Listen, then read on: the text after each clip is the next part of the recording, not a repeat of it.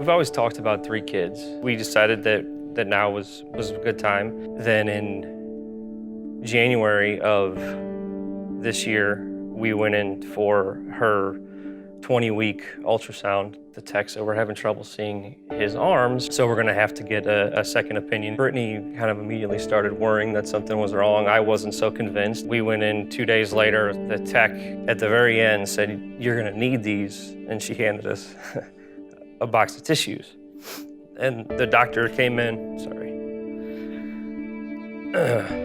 the doctor came in and went over the results, and they initially told us that he had bowing in both of his thigh bones, that his feet were clubbed. They couldn't really get a good idea of what was wrong with his arms. They looked like they were short. They really couldn't see the right arm hardly at all. And then we came to church on Sunday, and Pastor Howard was preaching the Guaranteed series, and it was... It's not all on you. Yeah, it's not all on you, and it was it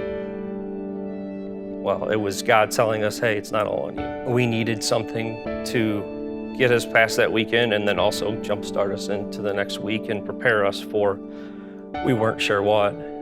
The further along we went, the better things got. They said, well, I don't think he has bowing in his legs. And then it was, well, he doesn't have club feet. They still couldn't see the arms. They still weren't sure about those. Seemingly every appointment we went to, something that was wrong was no longer wrong. And then the closer we got to him being born, the harder it got again. They still were to get a clear picture of his arms. I was convinced for a while that he was missing a hand. I wasn't sure how I was gonna take it, but when he came out, it was just him. He was perfect, beautiful. I don't even think that we saw any abnormalities. We just saw his face, and it was just God's gift. It's what we had been waiting for. And it didn't matter what was wrong or what we were gonna have to go to. He was our son, and he was gifted to us for a reason. They had prepared us for any number of syndromes that he could possibly have, any number of issues that we might deal with in the future.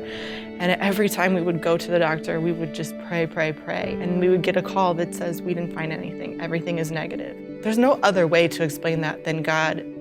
I've grown in my faith ever since we started coming here, and especially on a consistent basis. And I knew that no matter what happened, I knew that he was there for us. And even if at times it doesn't seem like it's gonna be okay, it will in the long run. And if I didn't have that, I don't know how I would have managed to get through the pregnancy. Really, before we found out we were pregnant with Elijah, we had done some big things in our life. We were tithing basically when we felt like we could tithe. It wasn't a priority in our life the way that it needed to be.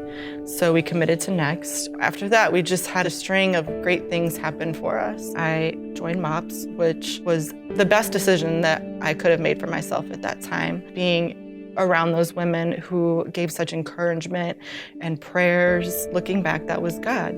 I needed Elijah as much as Elijah was gonna need me. He has brought me deeper into my relationship with God than I have ever been.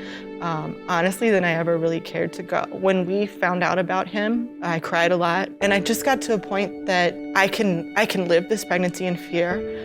I can basically just be miserable and terrified the whole time, or I can take everything I have and give it all to God. And that was really hard for me because I'm not that type of person. It's hard for me to control up, but I know that God is here with us. I know that he is for us.